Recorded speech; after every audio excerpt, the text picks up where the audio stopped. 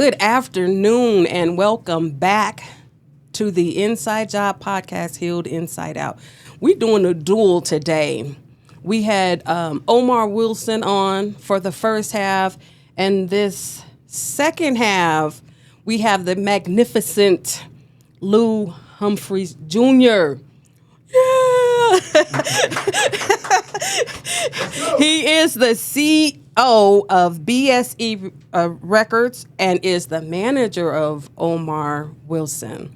So we're going to get into some things about what that's like. Yes, ma'am. For you. Okay, now. Let's do it. But before we get that, BSE Records, how'd that come about? Well, I decided that I wanted to have something unique. Actually, BSE Recordings stands for Big Score Entertainment. Okay, Records. Facts. Big Score Entertainment? Yeah. Okay. Mm-hmm. Okay. Big Score Entertainment is the parent company.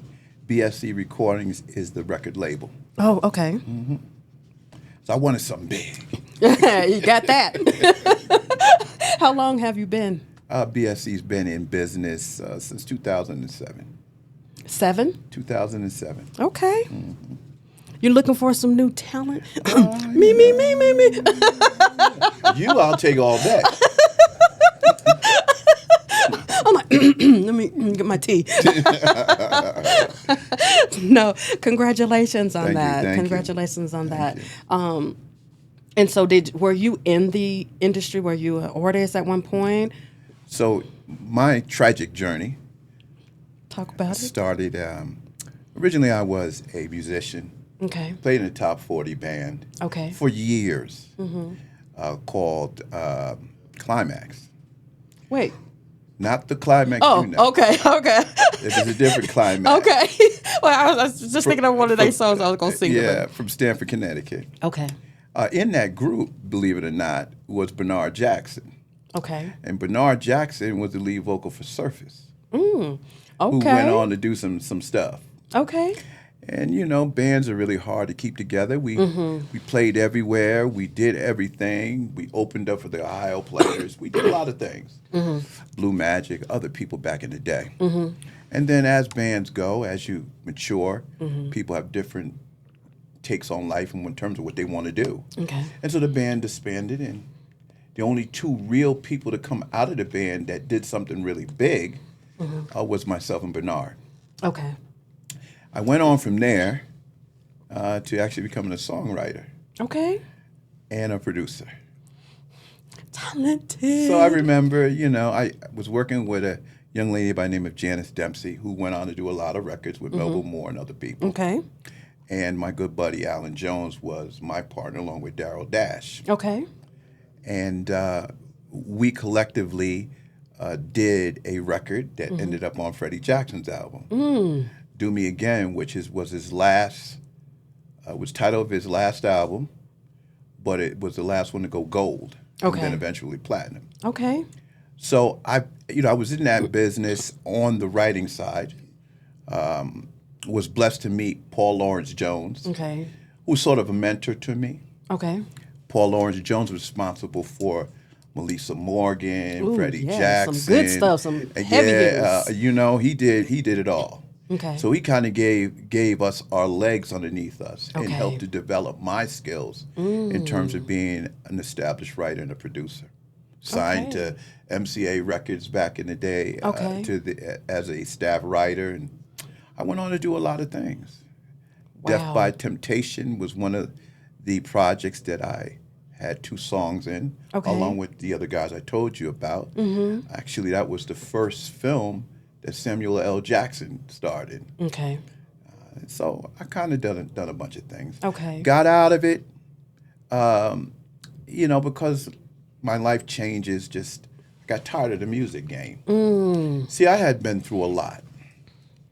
Some of the things that I went through in specific that kind of moved me away from the music business back in the day was the fact that when we had Freddie Jackson out, it went #1 on Billboard for 7 weeks. But I never felt any of that. No. I never got none of that money. What? My family was still starving. Believe it or What? not. So it was an ugly situation back then. I candidly remember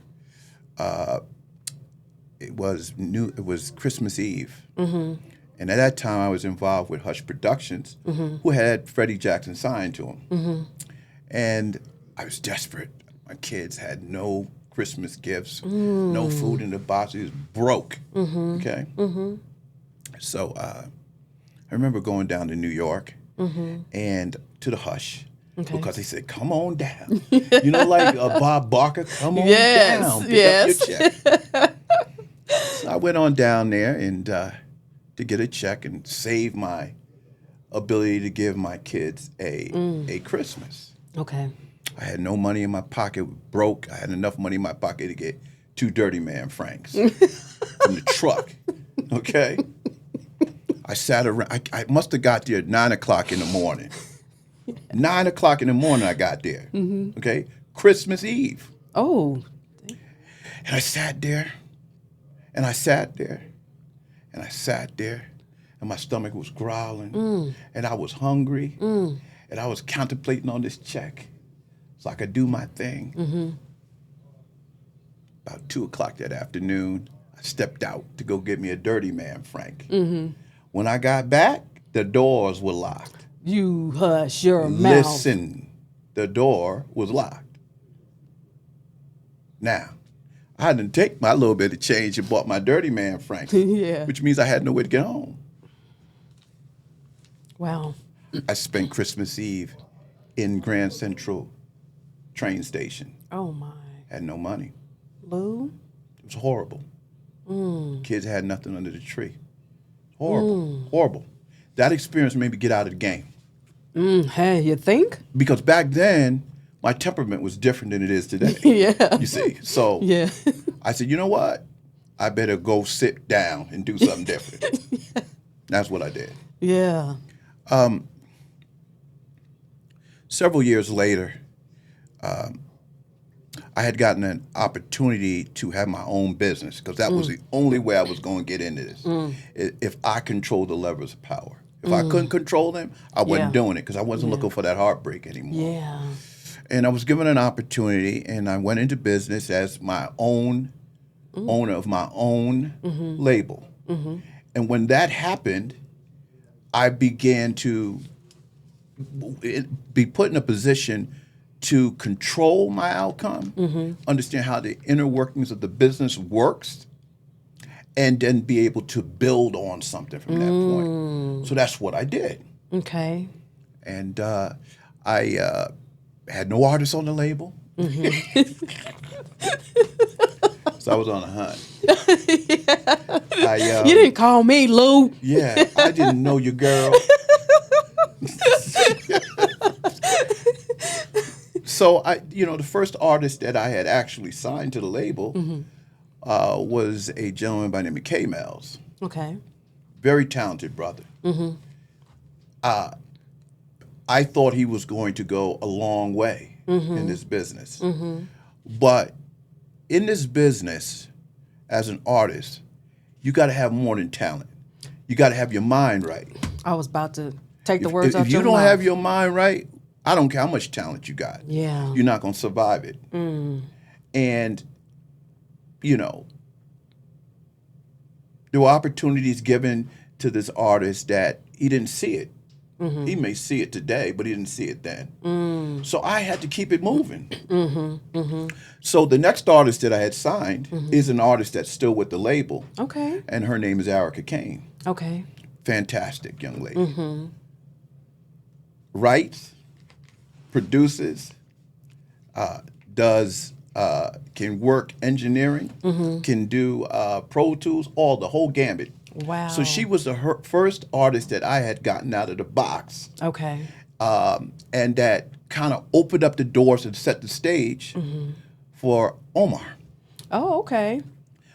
Because through and with her allowed me to find out what the do's and the do-nots are. You see what I mean? Yes. And so I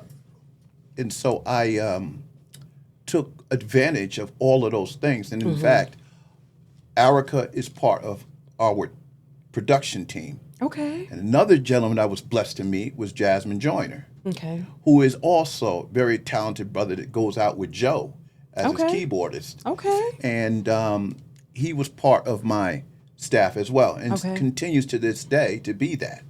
In fact, all three of us are the working engine behind Omar Wilson. Oh, wow.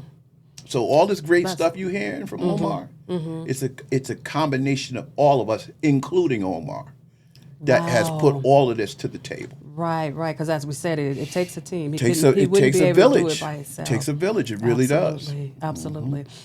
So before we go further, I just want to touch a little bit about your demeanor. I chuckled a little bit because if back then you weren't, because right now, y'all, this is a very, I called you emotional, intelligent man, very calm, very wise, wisdom's just out of this world. Whereas some people who have to deal with a lot of stuff, they throwing hands and feet. Right. But you taking a seat back, and you thinking about this from a very intelligent space. So before, were you not like that? Were you throwing hands and feet, No, I was Lou? throwing hands and feet. You was throwing them. I was trying to find garbage cans and whatever I could find to throw around the room. Okay. Yes. All right. Okay. It's only later in life that I realized that rage takes too much effort. Okay. In addition to rage taking too much effort, although it may be a productive emotion, one has to know how to use that productive emotion so that it benefits you. I choose not to deal with rage because rage affects my body, my blood pressure, and everything else. Yes. While you may not experience it in the moment, it'll catch up with you later in life. Yes, it will. Okay, so, and the other thing to that, I choose not to allow another man or another situation to test my temperature. I'm not going to put my cards on the table and tell you how I really feel. Okay? Because the bottom line is, in actuality, you're kind of irrelevant. I don't want to tell you you're irrelevant, but you really are. See, most decision makers think they empower. Yes. They're not really empowered. They're only empowered if you give them that. If you give them the status to be empowered, then they're empowered. But in my world, they have no power. You see? Yes. Because when it comes to Omar, I only care about the fans. I don't care about these wizards that think they know it all.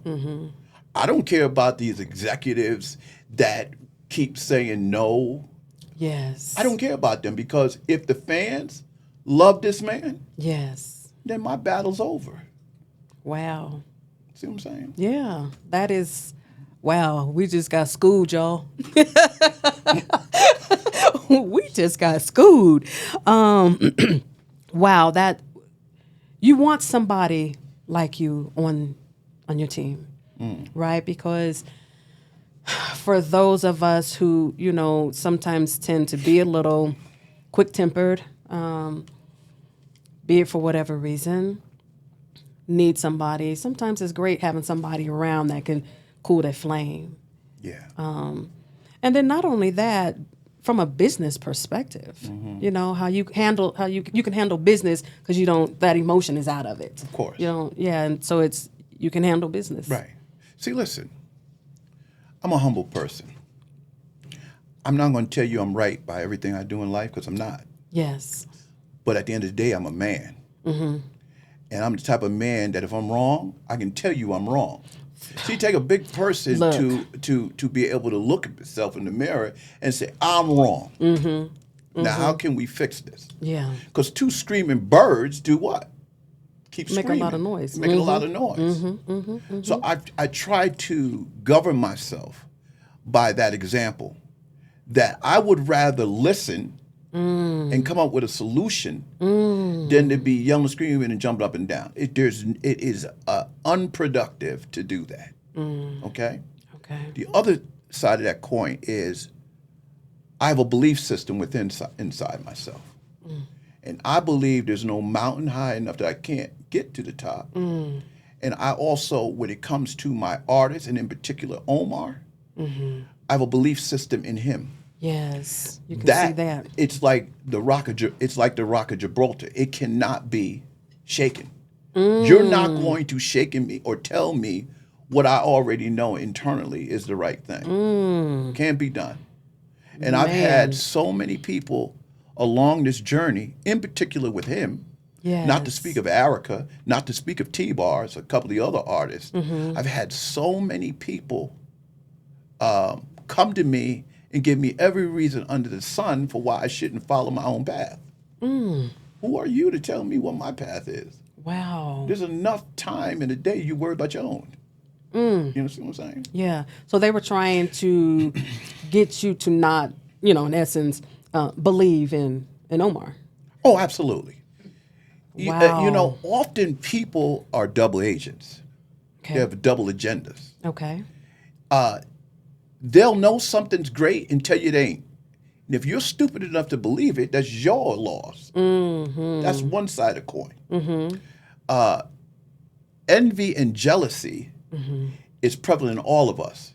I think that's why we try to go to church and follow the Lord's teachings about envy and all that other nonsense. Yes. Okay. Okay. I've had so many people throughout my tenure with Omar give me every reason to some for why I don't need to be dealing with him. It's unfortunate. Yeah. What were some of those things? Do you mind sharing some of those? Like, what was the problem? What's the issue here? This music game is a very cliquish kind of game. Okay. They tend to anoint those who they want to have a seat at the table, and those who they don't want to have a seat at the table to be dismissive of them. It doesn't matter how talented they are. It doesn't matter where they've gone and what they've achieved. Okay. They tend to test your validity and belief system in what you got. See, let me explain something to you. If something's not worthy, if something's not good enough, people don't talk about it, right? Right. If something is, they give you every reason in the book to tell you why it doesn't make sense. Well, why is that? You see, the thing with this industry for me that is a little disconcerting is I got a big heart in my chest. And I will do anything for most people that are worthy of me doing for them. Yes. But that idea is not shared in this industry. You've got a lot of people out for themselves. Yes. They don't understand the history of why they even do what they do. One thing I have to go back and say, when you take Beyonce, for instance, use her as an example. Okay. She's now doing country music. Right. She was right when she spoke and said that country music really was originated from the African. Okay. It's true. Yes. Okay? Yes. But that doesn't mean everybody should do it. Facts. I'm just saying. I hear you. All right? If that's where your roots are, then that's where your roots are. Yeah. Okay? Take soul music. Why do you call it soul music? Because it touches the soul. It's facts. Right? Yes. Not everybody's made to do soul music. Nope. Okay? But those country and soul were the original music, along with blues, is why you got all this stuff today. Let's be frank about it. Okay? The youth today don't understand the history. I'm here to bring it in front of them, let them know what it is. And Omar's delivering it. Yes. So you see what I'm saying? Yes. So you have an industry that's set up that wants to change, and they make things irrelevant. They want to make it irrelevant not because it deserves to be irrelevant. Yes. It's because they have an agenda. And what is the agenda? The agenda is to make it to try to rewrite history that it never exists. You see what I'm saying? So when you go back and you ask me if I would share some things, a lot of people don't want to hear what I got to say. but I'll say it. I do. I want to hear. Let's talk about it. Come on. Listen, the thing I most have a problem with our people, per se, and I'm going to start there. Okay. We're very creative as a Yes. people. Okay. From honky tonk to whatever kind of music you want to put, right on to rock and roll. Okay. We're very talented. But we've never understood that it's ours and that we need to build as a family so that we're not becoming an indentured servant to that which what we created. We tend to take the history of us being enslaved and use that mentality against each other, which prevents us from being each other's brother keeper, Wow. or prevents us from building from the root and keeping it strong to pass it on to the future. It's just, let me dog you out, let me make you not believe in what you are, and let me get mine. I got mine in my pocket. Wow.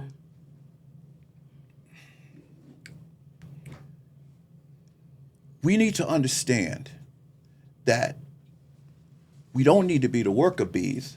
We need to be owners. And the only way we can come be the on, Lou. owners is when we change the way we think. It's a mindset. Okay? Yes. Omar, and I'm going to say this, I don't care who don't like it. Okay. The reason R&B music is back is because of that brother. Okay. It's because of him, and it's because of my thought process to Okay. initiate it. Because as an independent label owner, you're not going to tell me what I'm going to do or not going to do because I don't need you. See what I'm saying? Yes. I don't need nothing that you can offer me. Now, if you want to respect me and get in there and help me as a partner or a compadre to help me push, I'm down with it. Yes. But you're not going to dictate to me what I can and cannot do. Okay. When this brother put out Secret Garden, they was trying to dead R&B. You don't think so? Go ask Babyface. What happened? Why you get off on what you was doing? Why the Luther Vandross of the world never got replaced? The princes of the world. Why they never got replaced? On and on and on. The Whitney Houston. When all of them went bye-bye, did you see anybody come back in their shoes? Wow. Because the industry had decided that they want to do this little pop game, run around and put these artists like NSYNC and tell you that's the new R&B. It's not. It never was. Yeah. You think what I'm saying to you is wrong? Look at Lil Anthony and the Imperials. Who can do that? Who can do James Brown today? Who can do James Brown? Omar. Who can do Donny Hathaway? Who can sing to you in a way that when they get through singing to you, you felt it. You went home. Yes. Bumps on your skin. Yeah. Your tightness in your throat. Yeah. Who can do that? Yeah. Yeah. Okay? Yeah. That's what's missing today. Yeah. They want to do bubblegum music, slap it together, throw it on the wall, see if it's sticking. That's the end of it. And call it R&B. Okay? Okay. That's not where I'm at. Okay. Omar, as my artist, and I am not biased. Okay? Okay. I'm just being very opaque about what I'm about to say. Okay. Listening. He doesn't have his club card. Don't have it. Club card. He's not part of the clique. Okay. You understand? I do. But I believe he's more talented than 99% of them. Not the Godfathers like Charlie and them, Yes. but most of these others. Okay. Okay? Okay. He brings authenticity to the game. Yes. Raw authenticity. And he's been shut out of a lot of opportunities. Not because he's not good enough. Not because his spirit isn't right. Not because of what he's singing. It's because of what he's singing. So why, and I'm going to bring it back to what I'm getting ready to tell you. When he did Secret Garden, all of a sudden we caught the entire industry off guard. And they could not believe we did what we did. And then what happens after that? Silk Sonic. Okay? Silk Sonic comes out after that. And why was Silk Sonic ever able to do what they did? Because of Bootsy Collins. Where's Bootsy Collins come from? James Brown. Okay? Then you have all these other artists, even till today, even to this moment, you have all these other acts doing what? Remakes. As yet. Look what they just put out. Send for Me by Atlantic Starr. Look what Raheem Devon just put out. Fall in Love by the Isley Brothers. Okay? Yeah. Everybody's doing remix. Okay. What did Charlie Wilson just do with Babyface and I believe it was KC? Ain't No Stopping Us Now. All right? Yeah. So why is that happening? Why is that okay all of a sudden? Because people want to hear what they want to hear, not what these wizards want to tell you they need to hear. And they've been talking about that, right? You hear about it, you'll hear about it just in little sprinkles. But when you really get it from someone who's experiencing it, it kind of comes differently. It does come differently. Listen, the game has been rigged from day one. It takes a lot of money to break into this industry, and only a few people have it. Wow. Sometimes you have to be smart. You have to be a businessman as much as a creative person. Okay. And you have to determine what's going to be the quickest way to get somebody to hear you know who you are. Yes. What is that? Do a remake. Okay? Okay. How can you compete with someone who can buy all up radio in country music? Yeah. How can you compete with that? Yeah. Yeah, you can't. You can't compete with it. Yeah, you can't. Okay? How come you see so many of these artists today from the 90s and the 2000s on Unsung? What is the reason you think you see that? Because the record labels went and put all this money behind them, but then when it was time to do the dance, there was no money to do the dance to.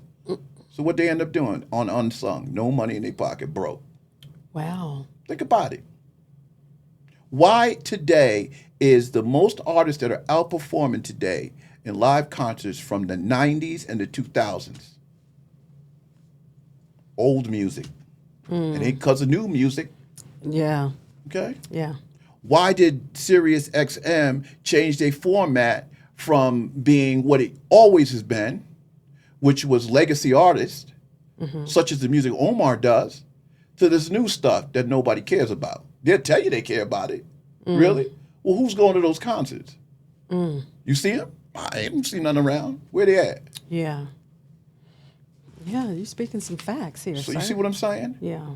Now, look, I'm not going to tell you that anybody has to do anything for us, or anybody has to do anything for Omar, or for Erica, or for Tifa. I'm not going to tell you that, because nobody has to do any damn thing. Okay?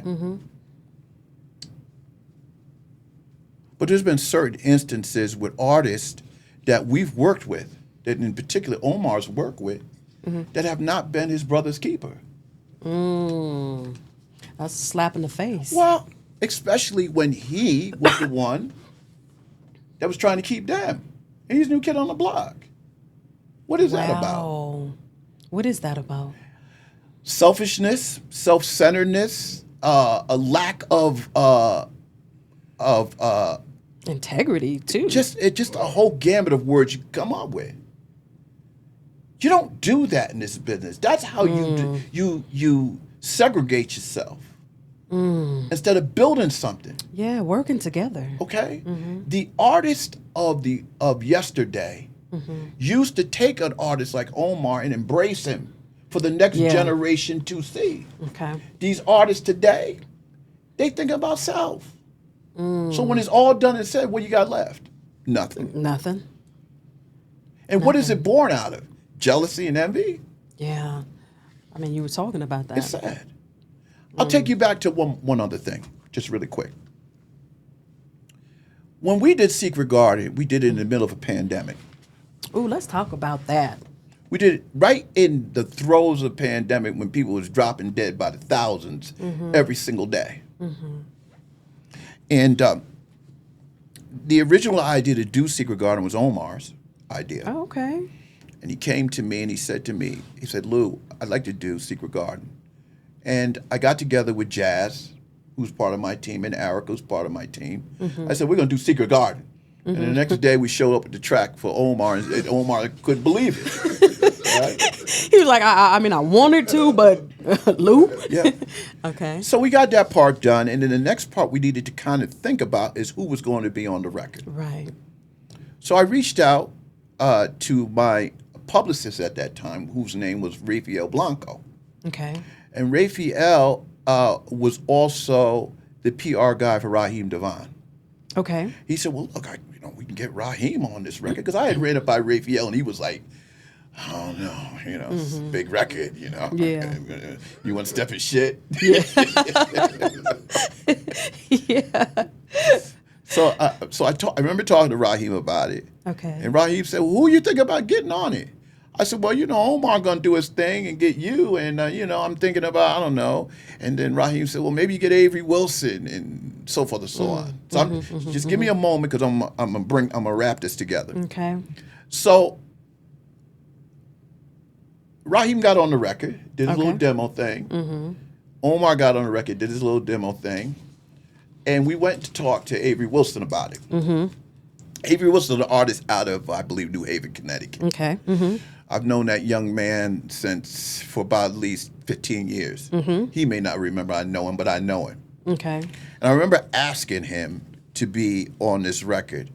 And I remember his attitude about it, which was sort of, I'm Avery Wilson. Okay? I'm Lou Humphrey, so what? Okay? Nonetheless, he just didn't follow through. And so when he didn't follow through, I kind of pondered my head with Raphael's who else we could get. Okay. So we went and got Sean Stockman. I talked to Sean. I said, Sean, this is what I'm trying to do. He said, who on the record? I said, Sean, Omar and Raheem on the record. And so Sean said to me, he said, all right, man, I'm down. Because there was nothing going on. Nobody was working. The business was shut down, was closed. Yeah. Okay? So I got Sean on the record, and now we needed to figure out who that fourth person was going to be. Okay. I had looked into Jamie Foxx. He was too much money. Okay. I tried to get Johnny Gill on the record. His management was on some stuff, so I passed by that. And it was brought to my attention that, well, maybe Cisco might do it. Okay. And then I had been hearing all these whispers around. I'm not going Okay. to quote any names, saying Cisco's too difficult to deal with. Man. I said, well, why is he too difficult? Cisco's a diva. I said, listen, I'm calling Kevin Peck because I know him, and I'm getting Cisco on the record. Okay. All right? Okay. And so Cisco found out who was on the record. He said, hell yeah, I'm down. Okay, let's go. Especially after he heard the track. Okay. So we went on down to record the track in the middle of a damn pandemic. Now understand, normally people that do a record, they get in the studio all together and cut the record. Right. So how did you do This that? record was cut remotely in Minneapolis, in California, in Maryland, and in Connecticut. All different states, and y'all All pulled different that states. together. We never got together for this record. And it took our creative ability, mine's, Erica Kane's, Jasmine Joyner's, to come together and put this record together. So many people had said to me, this can't be done. Yes, it can. We did it. We did it. It took us 2 months to put it together, but we did it. So they recorded separately, and then you guys engineered it together into this masterpiece. Exactly. And y'all did that thing during the middle of a pandemic. All right? Wow. Now, all the time while we were doing the record, we were having pundits galore telling us, y'all must be crazy. Leave this record alone. Stop doing too much. All the negative stuff. We was doing the record. You know why? Because can't nobody tell me what I'm going to do. That's it. I'm an independent label. Okay. Then we went and had to figure out how to do a video on this. In the pandemic as well. In the middle of the pandemic. Okay, talk about that, because my ears are perked. Because Yeah, how that work? Well, it did work out very good for my well-being because I was broke.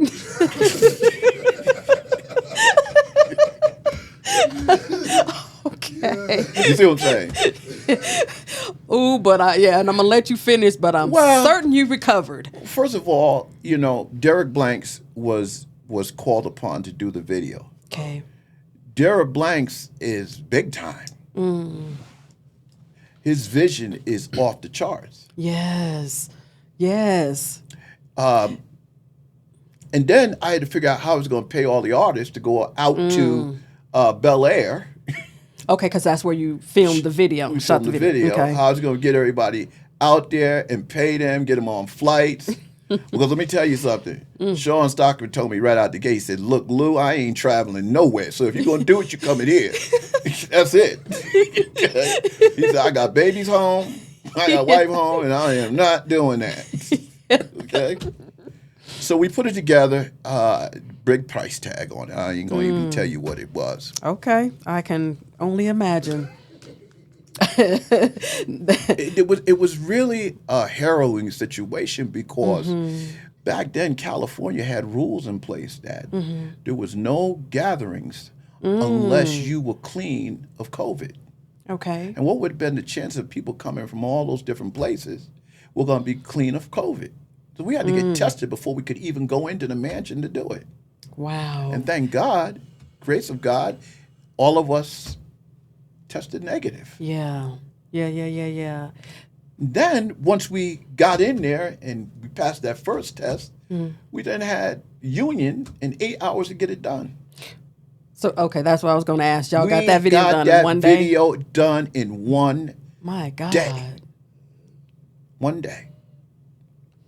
Okay. Pick that up. Now, fast forward to today, it's over 12 million organic streams. I don't do what most other labels do, which is to buffer it with fake bots and all that stupid stuff. Yeah. My attitude is if you got to hit, you got to hit, and that's just the end of it. Yeah.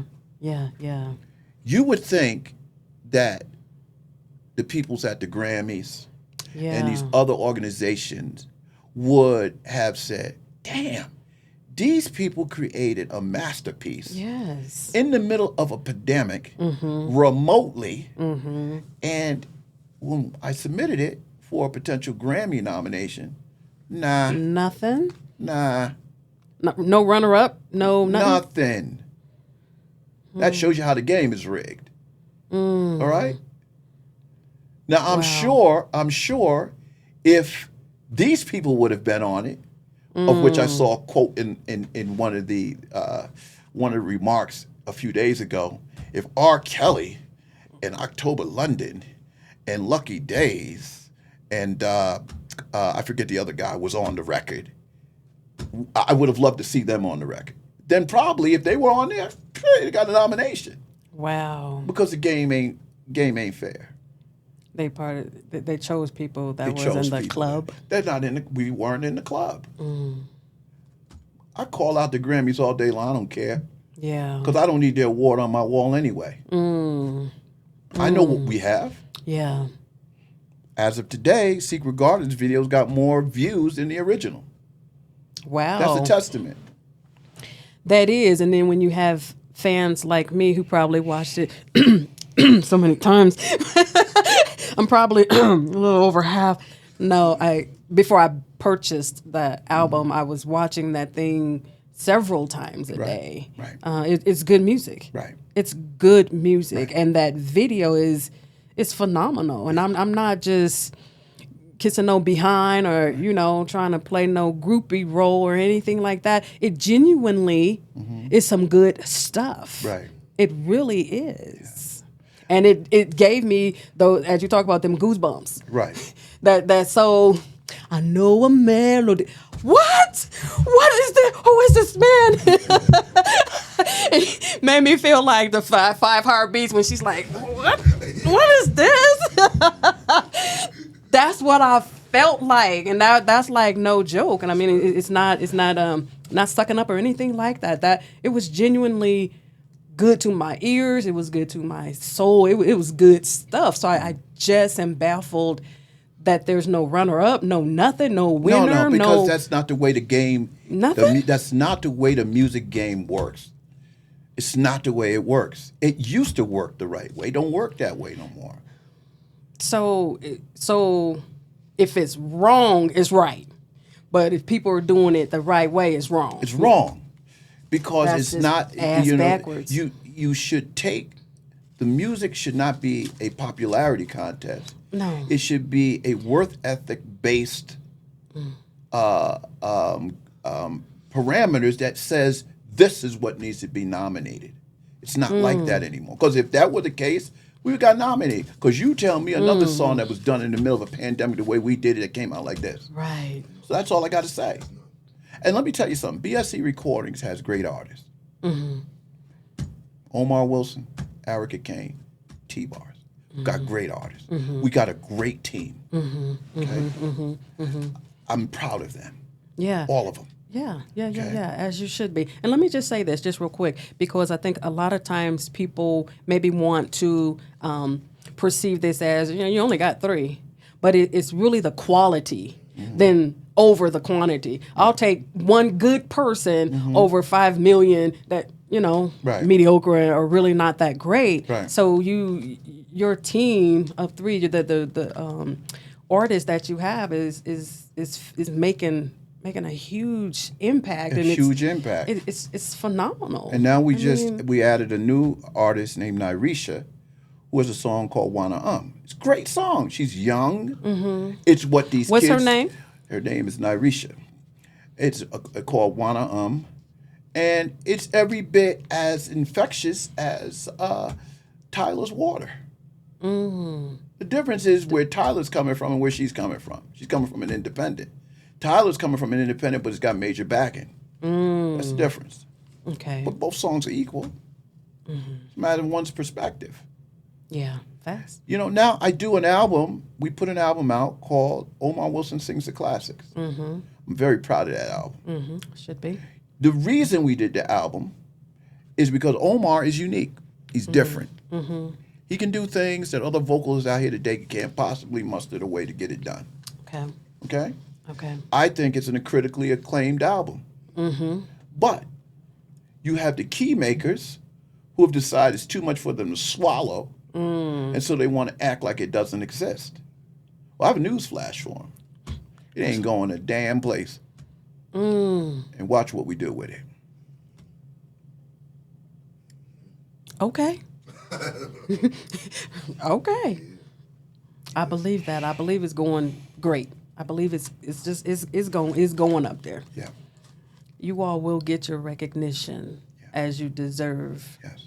It's coming. And then it's also on that line of, what God has for you, can't nobody take it away. Not so, unless you allow them to. Unless you allow them to. But knowing you and knowing your artist, y'all not going to let that happen. Not at all. So you going to the top. That's correct. Yeah. And like I said, if you can't get people to play with you fairly in their sandbox, then I'm just going to buy the sandbox. Okay. Okay? So whether you accept what I do in a respectful way or don't, the ladder goes up 2 ways. It goes up and it goes down.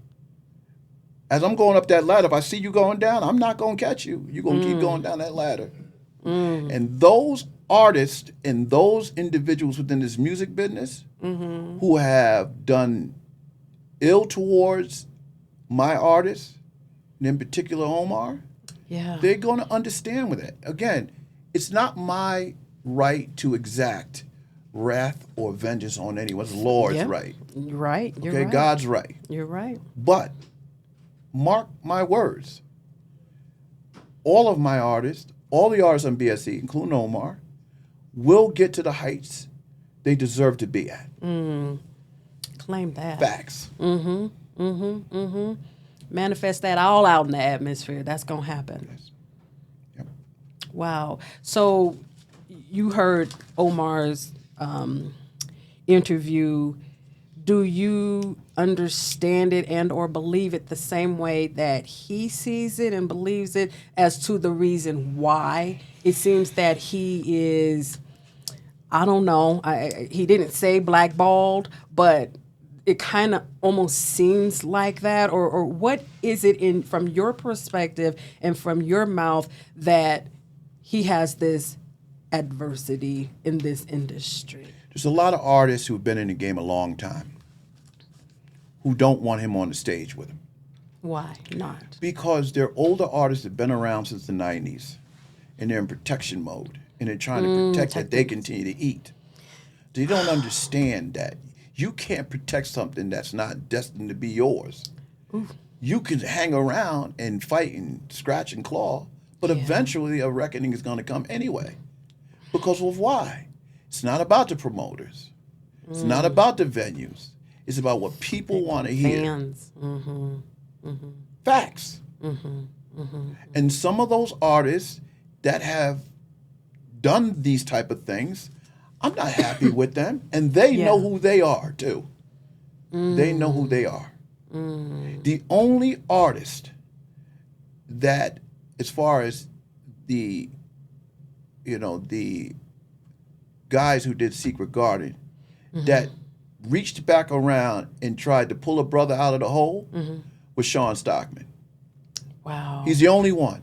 He's the only one that allowed Omar to be part of their tour on a number of gigs. Now, have the others been on tour? Everybody's been on tour. Oh, wow. And everybody's been on tour. And I have to say, humbly, Secret Garden had something to do with it. Now, you can't, look, again, if you've got something that's going on in the industry, it's making noise, it's obviously going to help you. Yeah. Okay? Yeah. But Sean is the only one extended his hand and say, come on, brother, I got you. I'm still waiting for the other brothers involved to do the same. Now, it's been 3 years. It's been 3 years. And the only brother was Sean Stockman. Why is that? I was just getting ready to ask. Do you think that for the other brothers that are involved, that was involved in that, do you think it's that same, there's a fear that food's going to be taken off my table? Or what is the reason why you, because you can't get nobody's head. Sometimes it's not the motivation of the artists themselves. Sometimes it's the motivation of their management.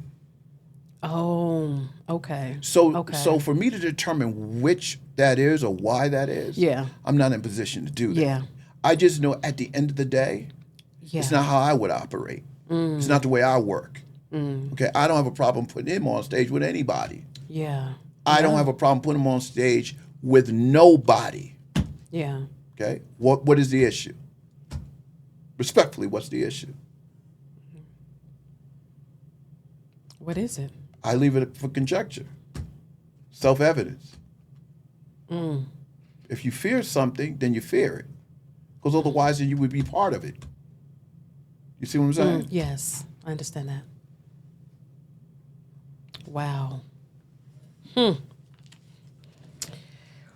Ooh, this is thick. This is thick. Baffling.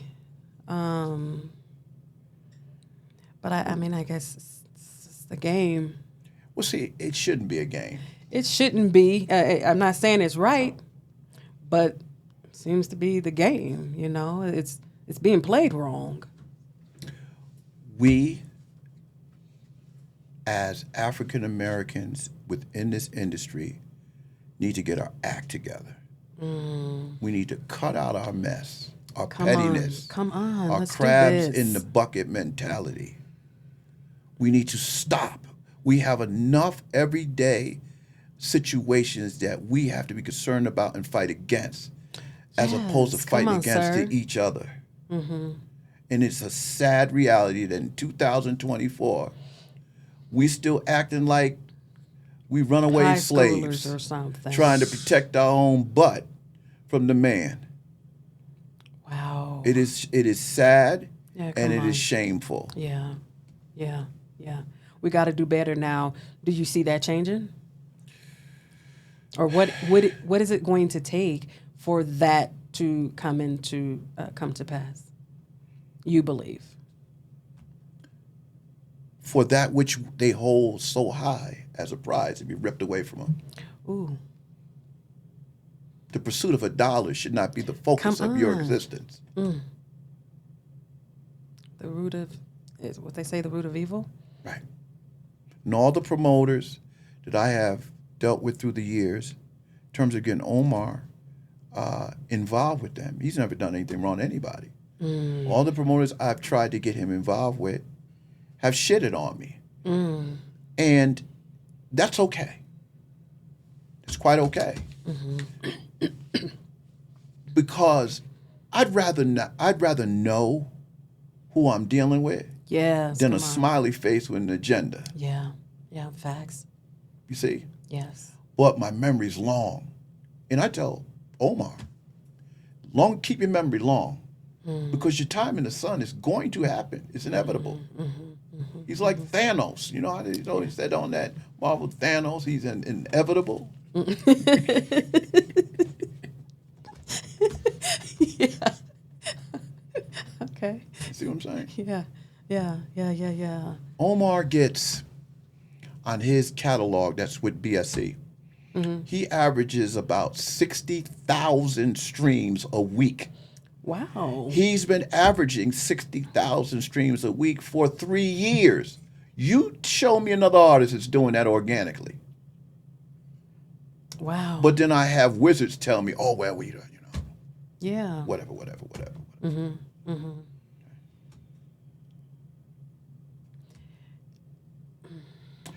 He's going to be playing at the Booze Con Fest on June 9th, June 8th and June 9th. Now, will he be both days? Or he'll be on June 9th. He'll be on June 9th, okay. My artist T-Bars will be on the Booze Con Fest on June 9th.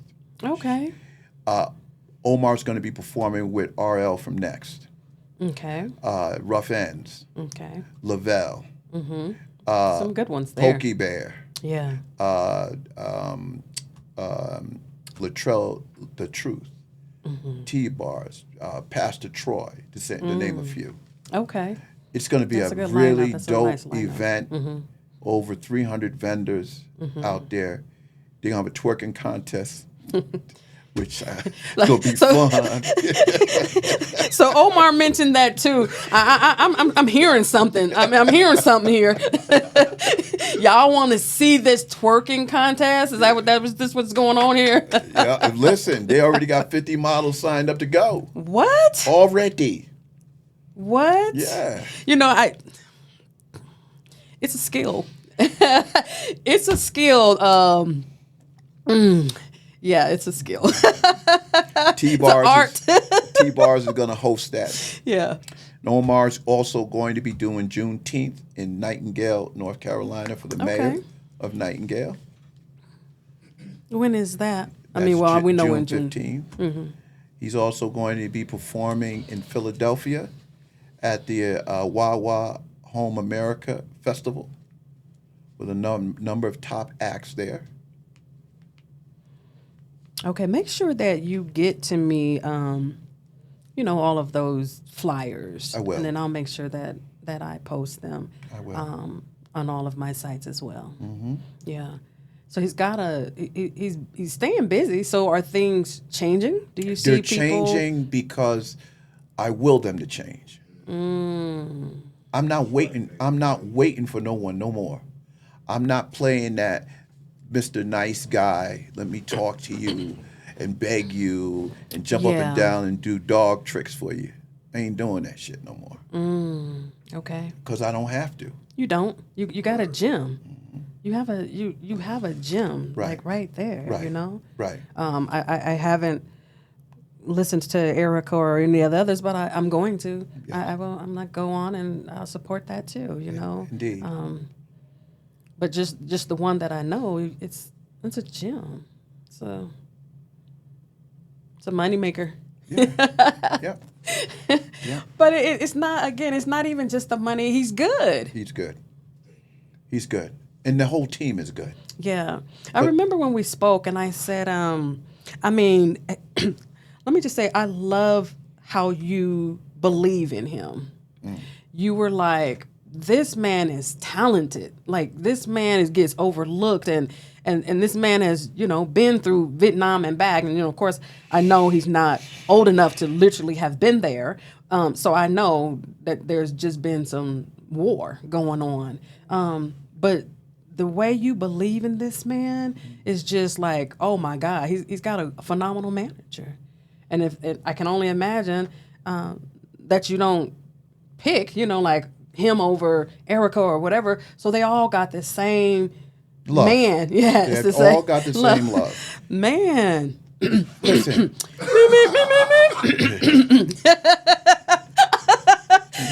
When you love me too, Lou. We talked a little bit. I'm joking, but I'm serious. But because we've talked a little bit, and I've shared my journey in that initial beginning of trying to become an artist, and how I was just overlooked because of what I wouldn't do. It had nothing to do with the gift that I had, and I believe that I'm pretty talented in that space. Yeah. But I didn't get an opportunity at all because I wouldn't do. Well, most people don't get an opportunity in this game, especially females, because the business is ugly, and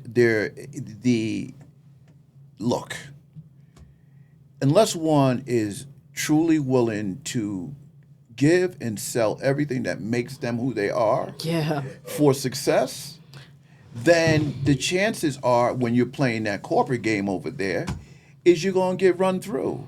Yeah, because like I shared with you, the women that I saw doing some of these, selling themselves and just giving themselves and doing all this stuff, I haven't heard of them at all. Because if it takes your body to get you success, that which what God gave you, you are a fool. Absolute fool. God gave you this, and you're going to give it to the devil to abuse you? Are you serious? Really? Wow. Wow. Think about that. Yeah. How did you get to where you got? Oh, I laid around and they just tore my brains out my head and dig my back out and everything else. Censored. But keeping it real, really, that's what I saw. But it don't just exist in this business on the female side. It exists on the male side too. Because males are selling out and doing crazy, just obscene kind of things. I mean, does the pursuit of money that important that you could put your manhood up for rent? What? What are we talking about here? I'm sorry to break the news, just in case y'all out there in fantasy land think about something else. Ooh, you know what? I the news has been broken. It's just that you dummying up on it. You like to confirm what you've been hearing. Man, that's crazy. That's crazy. And it doesn't sound like you or your team is going to follow suit. Listen, it's happened before. I've been approached by it before. What? With my artists, with a couple of my female artists, being guaranteed success if there were fringe benefits involved. And I walked away from it. They walked away from it. Yeah. It's ridiculous. Okay? No one who is talented, being given a gift by God Almighty, needs to sell their body in order to be heard. Facts. Talk that talk, nigga. Yeah. Facts. Wow. Woo. That's it all. Wow. Well, there y'all have it. Big Lou, big homie now. You big homie. He just laid it down. The wisdom with that. And I mean, it speaks for itself. You know, look who you have and look what you're doing. Right. Look where you're going. Right. It speaks for itself. So, I mean, for those who, slept on it, I tell people all the time, I be like, don't sleep on me. Right. Because there's going to be a moment Right. that I'm going to be up there. Right. Mm-hmm. But, people do, and it is what it is. It is what it is. I'm still great, no matter if they asleep or not. I'm still great. And as long as you believe in who you are, absolutely, in what you do, yes, you do not need the approval of another man. Facts. Okay? You just continue to do what you have to do. You continue to grind. You continue to believe in yourself. Yes. You continue to find someone like me. Yes. And it will happen for you. I promise you that. All right. Amen. Amen. And it don't take that twerk, huh? You ain't got to do all that stuff over here. That's later. Okay? You ain't got to do that stuff over here. Recreation. Yeah. Okay. All right. Right on. So as we wrap up then. I want to thank the Inside Job podcast for having me and Omar. Thank you. I want to thank you, Nate, for having us. I appreciate you being here. I want to thank the master Vic. behind the cameras. Appreciate you. Yeah, hats off to Vic. And then when this is all said and done, you're probably gonna have a movie. He's been following us around and just getting some good content. So big ups to Vic. Thank you. And thank you. You're I very, appreciate very you. I welcome. thank you for, the love and support that you share with everyone. Yes. Yeah. And then that the belief system is just, man, that's A1. Say one. That right there, you can't ask for nothing better than that. I mean, love is a foundation that everybody ought to be standing on. That's right. And if you're standing on that, I mean, you can't lose. You can't lose as long as you know why you're in it. And understand what that love is too. Correct. Right? Because you can call something love, but it ain't. But it ain't. But yeah, wow. So, thank you. Thank you And for having us. I'm certain that we're going, again, as I told Omar, we'll keep in touch. Yes, let's do that. And I'm going to be coming down Okay. during my book signing. So Okay. thank you for offering that to me. Absolutely. I'm going to take that. You got it. You already know what it is. So we'll be in touch. Yep. And you both have a safe flight back. Thank you. And blessings and prayers for everything that you're doing. Just keep your heads up. Kings, y'all got this. Y'all going somewhere. This, you can't fail. Won't stop, don't stop. Get it. As long, like I said, as long as I have God in my corner, Facts. guiding me, holding my hand, and walking down that street with me, can nobody move me off of where I'm going. Trust. Me either. Amen to that. Well, we are done here at the Inside Job Podcast. Thank you all for tuning in. I look forward to seeing more of this. Thank you.